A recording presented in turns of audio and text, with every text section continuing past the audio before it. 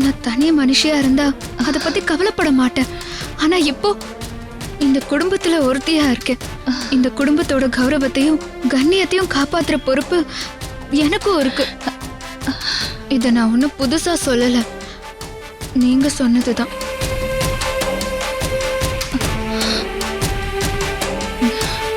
இத பாரு ரோஜா, நான் உன் மேல சந்தேகப்படலன்னு சொன்னேனே. நீயும் என் தலை மேல கை வச்சு சத்தியம் பண்ணியே. இதுக்கு மேல என்ன வேணும்? இது பாரு, சொல்றவங்க சொல்லிட்டு போட்டோம். காலப்போக்குல எல்லாம் சரியாயிடும். சரியா? இல்ல அத்தை, இந்த மாதிரி விஷயம் கேன்சர் மாதிரி விட்டா பரவிக்கிட்டே இருக்கும். இத ஆரம்பத்திலேயே கிள்ளி எரிஞ்சிடணும். எல்லார் முன்னாடியும் என் மேல தப்பு இல்லைன்னு நான் நிரூபிக்கிறேன்.